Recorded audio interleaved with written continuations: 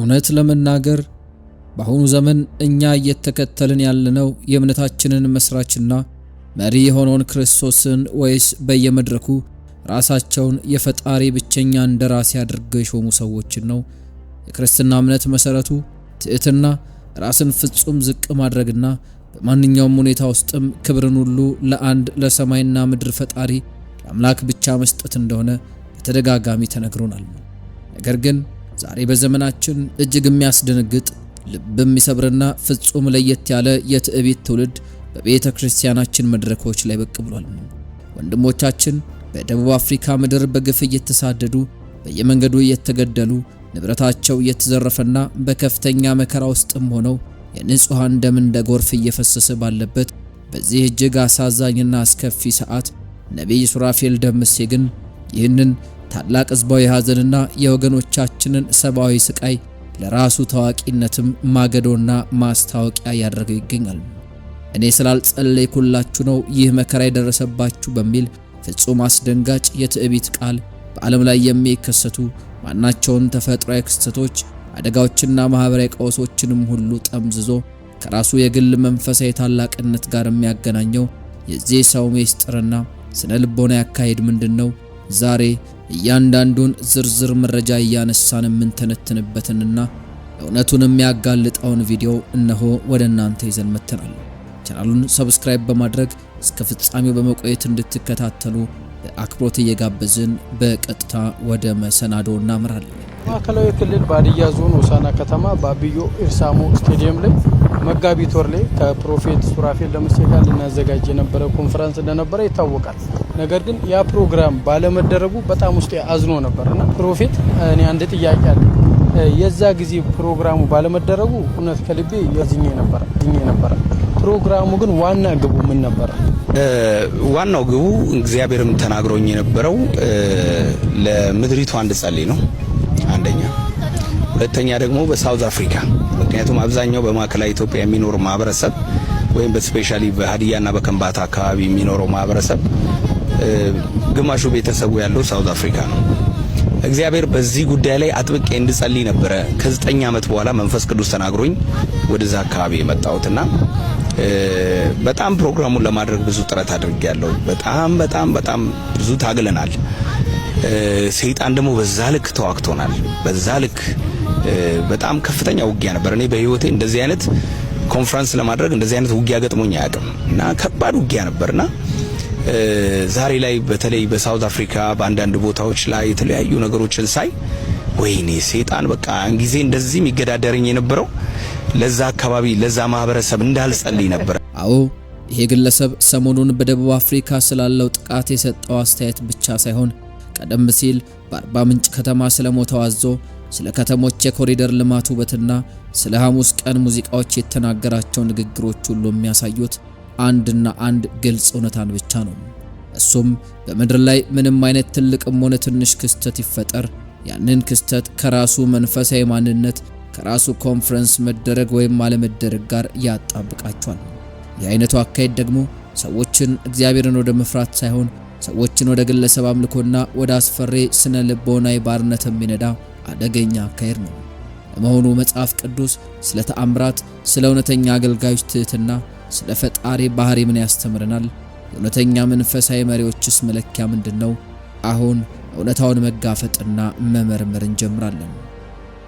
ሰሞኑን በደቡብ አፍሪካ በሚኖሩ ወገኖቻችን ላይ የደረሰው አረመናዊ ጥቃት መላውን የሀገራችንን ሕዝብ ያሳዘነ ያስለቀሰና በከፍተኛ ጭንቀት ውስጥ ማስገብቶን ባለበት በዚህ ሰዓት ሱራፌል ደምሴ ግን ስለነሱ ሰብአዊ መብት፣ ስለነሱ ህመም፣ ስለነሱ ስቃይና ፍርሃት አይደለም የተጨነቀው። ይልቁኑ ስለ ራሱ መድረክ ማጣት በሆሳዕና ከተማ ስለተሰረዘበት ፕሮግራም ነው የጮኸው። እርሱ በማህበራዊ ሚዲያ ላይ በይፋ የሰጠውን መግለጫ ቃል በቃል ስንሰማው እንዲህ ይላል። እግዚአብሔር የተናገረኝን በማዕከላዊ ኢትዮጵያ ክልል በሆሳዕና ከተማ ኮንፈረንስ ባለማድረጌ ነው ሰይጣን በደቡብ አፍሪካ ባሉት ይህንን ላይ ያደረገው። ሰይጣን ያን ጊዜ እንደዚያ ይገዳደረኝ የነበረው ለዚያ ማህበረሰብ እንዳልጸለይላቸው ነበር ሲል በአደባባይ ተናግሯል። ይህ ንግግር ምን ያክል ትዕቢት የተሞላበትና የሰው ልጅ ሕይወትም ያቀለለ እንደሆነ ማስተዋል ይገባል። የሺዎች ወጣቶች ሕይወት ደምና እልቂት በአንድ ግለሰብ የኦሳና ስታዲየም ኮንፈረንስ መካሄድ ወይም አለመካሄድ ላይ የተንጠለጠለ ነውን? ይህንን ወሬ የሚሰማ ምክንያታዊ አእምሮ ያለው ሰው እንዴት ሊቀበለው ይችላል? ይባስ ብሎ ደግሞ ከዚህ ጥቃት ጀርባ ያሉትና አብረው እየተሰቃዩ ያሉትን የኮንጎ፣ የማላዊ፣ የናይጄሪያና የዚምባብዌ ዜጎችን መከራ ሙሉ በሙሉ ችላ በማለት በደቡብ አፍሪካ ያለውን አጠቃላይ የውጭ ዜጎችን ጥላቻ ቀውስ ወይም ደግሞ ዜኖፎቢያ በሙሉ ጠምዝዞ ከራሱ ኮንፈረንስ መከልከል ጋር ብቻ ያያይዘዋል። የሚያስገርመው ግን ከ8 ዓመታት በፊት በዚሁ በደቡብ አፍሪካ ሀገር ላይ በአካል ሄዶ ባዘጋጀው ትልቅ ኮንፈረንስ ላይ በመድረክ ላይ ቆሞ ለሕዝቡ እግዚአብሔር ተናግሮኛል፣ ከእንግዲህ በሳውዝ አፍሪካ በሚኖሩ ኢትዮጵያውያንና ኤርትራውያን ላይ ምንም አይነት ሞት የለም ብሎ ትንቢትን ተናግሮ ነበር። ታዲያ የዛሬ እውነታ ያንን ከ8 ዓመት በፊት የተናገረውን ትንቢት ፍርክስክሱን አውጥቶ የሐሰት ትንቢት መሆኑን እያሳየ ባለበት ሰዓት ዛሬ ደግሞ ተመልሶ የሰዎችን ደምና ስደት ለራሱ ስም ማስተዋወቂያና እኔ ትልቅ ነኝ፣ እኔ ጸሎት ካላደረግኩላችሁ ትጠፋላችሁ በሚል አስፈሪ ስልትም ሕዝብን ለማስፈራራት መሞከር ፍጹም የወንጌል እውነት አይደለም። ይህ ንግግር ሰዎችን ወደ ክርስቶስ ፍቅር ሳይሆን ወደ ግለሰቡ ፍርሃትም የሚነዳ ስራ ነው። ቀጥሎ ደግሞ የአርባ ምንጩን አዞና የእንስሳት እርባታ እውነታዎችን እናንሳ። ይህ ሁሉንም ነገር ከራሱ ጋር የማያያዝ አባዜ እዚህ ላይ ብቻ የሚቆም አይደለም። ከጥቂት ጊዜ በፊትም ወደ አርባ ምንጭ ከተማ በሄደበት ወቅት የዛሬ 7 ዓመት አካባቢ ፓስተር ዶጮ የሚባል ሰው በሐይቁ ላይ ሰዎችን እያጠመቀ ያለ አንድ አዞ መጥቶ እግሩን እንደበላው አስታውሶ ዛሬ ወደ ሐይቁ ሲመለስ የአዞ ሞቶ ማግኘቱንና ይህንን ክስተትም እግዚአብሔር ለኔ ያሳየው ትልቅ ምልክት ነውም ሲል በአደባባይ ተናግሯል። አስቡት፣ አንድ አዞ በተፈጥሮ ውደት ወይም ደግሞ በእድሜ ብዛት ቢሞት እንኳ የአዞ የሞተው የሱራፌልን መንፈሳዊ ታላቅነትና ምልክት ለማሳየት እንደሆነ ተደርጎም ይተረካል። የከተማዋ ምሁራን ነዋሪዎችም እንደሚሉት አርባ ምንጭ ከተማ በየጊዜው ነብይ ነን በሚሉ ሰዎች የፈጠራ ወሬም እንዳትጎዳ ተፈጥሯዊ መስህቦቿን የቤትና የዱር አራዊቶቿን በጥንቃቄ መጠበቅ ይኖርባታል። ምክንያቱም የምድሪቱን በረከት ይዞ የሚበላ ወይም ከተማን የሚያጠፋ ዘንዶም ሆነ አዞ የሚባል አስማታዊ ነገር የለም። ዘንዶም ሆነ አዞ በባህሪያቸው ስጋ በል እንስሳት እንጂ ከተማ ሊገቡ ወይም ደግሞ ከመንፈሳዊ ትንቢትም ጋር ሊያያዙ አይችልም። ስጋን እንደምንመገበው ሁሉ እነሱም በተፈጥሯቸው የተሰጣቸው የእንስሳነትን ባህሪ ተከትለው የሚንቀሳቀሱ ፍጥረታት ናቸው። ከተሞች ወይም አካባቢዎች ሊጎዱ የሚችሉት በሰውም በእንስሳም ሳይሆን በቦታው ላይ ባሉ የከተማ መዋቅርና የመንግስት አስተዳደር ተሿሚዎችም ድክመት ብቻ ነው። እንግዲህ ሁሉንም ነገር ከመበላትና ከመንፈሳዊ ድግምት ጋር ካያያዝ ነውማ እንደ ሀገር ስንት ዘንዶ በልቶን ይሆን ከዓለም ቆርቁዘን በድህነት ወለል ላይ የተገኘ ነው የሚል ጥያቄ መነሳቱ የማይቀር ጉዳይ ነው።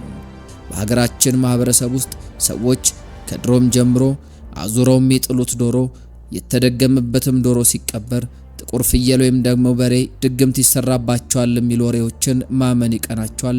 ጅብ ይጋለባል፣ የሞተ ወፍን በር ላይ ተጣለብኝ የሚሉ አመለካከቶች በየቦታው የሚሰሙ ናቸው። ነገር ግን በሌሎች አካባቢ ያሉ የዶሮ አርቢዎችም ዶሮዎቻቸውን ለምን ለሽያጭ ከማቅረብ ይልቅ ለምን አይገድሏቸውም? ከተሞች ሲስፋፉ አራዊቶች፣ ጫካዎችና ውሃዎችም መኖሪያቸው ስለሚጠባቸው ወደ ሰው ሰፈር መምጣታቸው ተፈጥሯዊ ሂደት ነው። ከዚህ የተለየ ሌላ ምንም አይነት አስማታዊ ነገር የለም። ደግሞ ድግምት አይሰራብኝም እያሉ በዚህ እንስሳ ነው የተደገመብን ማለትም ፍጹም የሐሳብ መጋጨትን ያሳያል። በመቀጠል ደግሞ የኮሪደር ልማትና የነቢያት የክሬዲትን ሽሚያ ድራማ እናንሳ። ይባስ ብሎ ደግሞ በመላ ሀገሪቱ ከተሞችም እየተሰራ ያለውን የኮሪደር ልማት ውበት በተመለከተም የነቢያቱ ንግግር ሌላው አስገራሚ ትዝብት ነው። ለመሆኑ የትኛው ሀገር ነው በነቢያት ትንቢትም ምክንያት ከተማው እየተዋበና አስደማሚ እየሆነ የመጣው? ይህ በትጋት በከፍተኛ በጀትና በኢንጂነሮችም ጥራት እየተሰራ ያለው የኮሪደር ልማትም በነቢያት ትንቢት ነው እየሆነ ያለ ማለት ነው ወይ? ለምሳሌ ያክል የሐዋሳን አሁናዊ የውበት ገጽታ አስመልክቶ እስራኤል ዳንሳ የተባለው አገልጋይ ትንቢት ተናግሬ እኔ ነኝ ያደረኩት ይላል። የተወለደበት አካባቢ ያለ ቅድሚያ ለጎረቤት ከተማ ማሰቡ ራሱ የሚያስቅ ሲሆን እውነት ለመናገር እድልና ችሎታው ቢኖረው ራሱ ለሐዋሳ ከተማ ቅድሚያ አይሰጥም ነበር። በሌላም በኩል ደግሞ ሱራፌል ደምሴም ስለ ሐዋሳ ከተማ ውበት ትንቢት አውጥቼ ነበር አሁን ተፈጸመ በማለት የሀገርን የልማት ሥራ ክሬዲት ለራሱ ትንቢት ለመስጠት ይጋጋጣሉ። እነዚህ ግለሰቦች ወደ ተለያየ ከተማ እየሄዱ ቃል አውጥቼ ነበር፣ ይህ ልማት የሆነው በኔ ጸሎትና ትንቢት ነው እያሉ በየሚዲያው በድፍረት ይናገራሉ። ታዲያ ሌሎች በየክልሉ ያሉ ትንንሽና ትላልቅ ከተሞች በማን ትንቢት ነው የኮሪደር ልማት እያስዋባቸው እየደመቁም የሚገኙት? ቢያንስ ለጠቅላይ ሚኒስቴሩና ለሌሎች የሌሊትና የቀን የልማት ሰራተኞችም የሚገባውን ክሬዲት በዚህ ልክ የኔ ነው እያሉ መሻማትና ለግል መጠቀሚያ ለማድረግ መጋጋጥ ፍጹም የለየለት ወንብድና ነው። መንግስትስ ለምን ዝም ይላል? እንዲህ ባሉ የህዝብና በህዝብ በሆኑ የልማት ጉዳዮችም ስም የግል ዝናን ለመገንባት ሲሞከር ለምን ዝም ይላል? የመንግስት ዝምታ ነው እነ ጆይ ጭሮና እነ ሚራክል ተካ በባንክ ገንዘብ ገብቶላቸዋል በማለትም ህዝብን እንዲያወናብዱና እንዲዘርፉ ያደረገው። እነዚህ ግለሰቦች በህግ አለመጠየቅ የሚያመጣው ችግር ነው ከጊዜ ወደ ጊዜ የተባባሰ ህዝቡም በይበልጥ እየተዘረፈ እንዲመጣ ያደረገው። አስከትለን ደግሞ የሐሙስ ቀን ሙዚቃ ትንቢትና የውስጥ አማኞችን የሞራል ወቀሳ እንመለከታለን። ሱራፌል ሰሞኑን ዘፈን በጥልቁ የሚሰራ ነው በሚል መነሻ በሐሙስ ቀን የሚለቀቁ ሙዚቃዎችና ዘፋኝነትን የኮነነበት ንግግር በማህበራዊ ሚዲያ ላይ ሌላው መነጋገሪያ የነበረ ጉዳይ እንደሆነ ይታወሳል። እርሱ ሲናገር ማነው የሐሙሱ ፈረስ? ማነው የሐሙሱ ጌታ? በሐሙስ ቀን የሚደበደብ ድቤ፣ በሐሙስ ቀን የሚደረግ አሰራር በጌታዬ ስም እቃወመዋለሁ። በሐሙስ ቀን የሚለቀቅ ዘፈንም በጥልቁ የሚሰራ ነው። ዕለተ ሐሙስ ተቆጥሮ በቀመር ተሰርቶ ለጠንቋዩ የተዘፈነ እንደሆነ በሀገራችን በይፋ ሲነገር የነበረ ነው በማለት የማይክል ጃክሰንና የቶሚ ሞታልን ግንኙነት በማጣቀሻነት አንስቷል። እርግጥ ነው መጽሐፍ ቅዱሳዊ እይታ ዘፈንና ዓለማዊነትን ከቅድስና ሕይወት ጋር እንደማይጣጣሙ ቢነግርም እዚህ ጋር ግን በክርስትናው ማህበረሰብ ውስጥ አንድ ትልቅ የሞራል ጥያቄ ተነስቷል።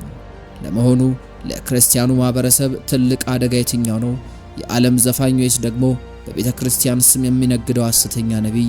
እንደ ቴዲ አፍሮ ያሉ ከጥበብ ስራቸው በስተጀርባ ትልቅ ተጽዕኖ ያላቸው አርቲስቶችም ዘፋኝነታቸውን ደብቀው ታያቁም። ስራቸውን በግልጽ ዘፈን ተብሎ የሚታወቅ ሰሚውም ዓለማዊ መሆኑን አውቆ የሚሰማው ነው። ዘፋኙ እኔ ቅዱስ ነኝ ብሎ አማኙን አያታልልም፣ ወይም በመድረክ ላይ የእግዚአብሔርን ስም እየጠራ የሰውን ኪስ አይበረብርም። በሌላ በኩል ግን በየመድረኩ እግዚአብሔር እንዲህ ይላል እያሉ ህዝቡን ግራ የሚያጋቡ ትዳርም ያፈርሱና ከቃሉ ይልቅ ለራሳቸው ዝናና ጥቅም የሚኖሩ ሐሰተኛ ነቢያትም ማደጋቸው ስር የሰደደና አደገኛ ነው። ዘፋኙ ስጋን ሊያዝናና ይችላል፣ ሐሰተኛ ነቢይ ግን ነፍስን ነው የሚያጎሳቁለው። ሱራፌል ዘፋኝነትን ሲተች ነጩን ነጭ ጥቁሩንም ጥቁር ለማለት መነሳቱ ባይጠላም በምን ሞራል የሚለው ጥያቄ ግን መነሳቱ አይቀሬ ነው። ዛሬ በማህበረሰብ ውስጥ ትልቁ መሸማቀቂያ የዘፋኞች መብዛት ሳይሆን በነቢያት ስም የሚደረገው የንግድ ድራማ፣ የትንቢት ግጭትና የስነ ምግባር መበስበስ ነው። ቀጣዩ ደግሞ የሆሳናው ስታዲየም ሁከትና የስልጣን ማስፈራሪያዎች ናቸው። ይህ እልህና ሽኩቻ ደግሞ መድረክን ለመሻማት ከሚደረግ ትልቅ የጥቅም ግጭት የመጣ መሆኑን የሆሳናው ስታዲየም ክስተትም በግልጽ ያሳያል።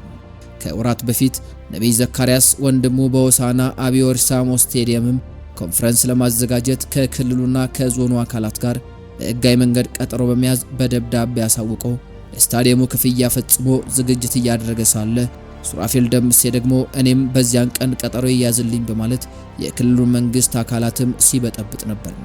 በወቅቱ ነቢይ ዘካርያስ ወንድሙ በቃ የኔን ሰርዙና እሱ ያዘጋጅ ሲል በመግለጽ ተለዋጭ ቀጠሮ ለሌላ ቀን በሚያዝያ ወር ያስይዛል። ነገር ግን የሱራፌል ፕሮግራም በኦርቶዶክስ ቤተክርስቲያን ሀገረ ስብከት አቤቱታ ምክንያት ሲሰረዝ አሁን መልሶ በመምጣትም ነቢይ ዘካርያስ ወንድሙ ሁሉን ነገር አጠናቆ ክፍያ ፈጽሞ ዝግጅት እያደረገበት የሚገኘውን ቀን የኔ ነው በማለትም በሚዲያ መናገር ጀምሯል።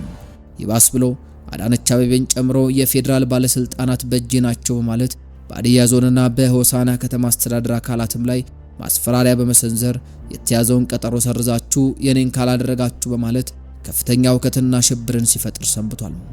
ከአንድ አገልጋይ ነኝ ከሚል ግለሰብ የማይጠበቅ ተግባርን እየፈጸመ እንደ እንሽላሊትም የሌላውን አገልጋይ ዱካ እየተከተለ ፕሮግራሙን ለማስተጓጎል መሞከርና ይሁሉ ሽኩቻም አልሳካ ሲለው እናንተ እኔን ስላስከፋችሁኝ ነው ደቡብ አፍሪካ ያሉ ወገኖቻችሁ ላይ ጥቃት የመጣው ብሎ ማጠቃለል ፍጹም ህሊናን የሚያቆስል ድርጊት ነው።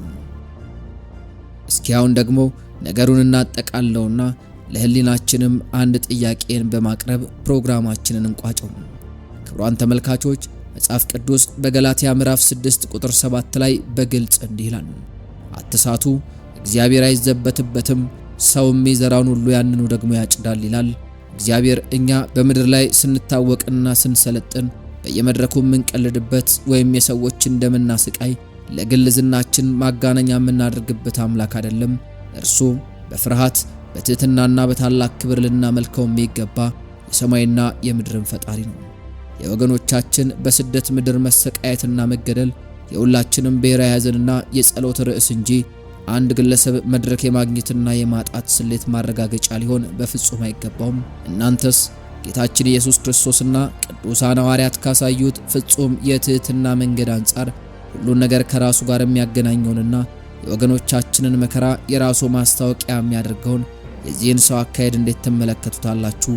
እውነተኛ የቃሉ አገልጋይ ወይስ ሕዝብን በስነ ልቦና ፍርሃት የሚጋልብ ተንባይ ነው?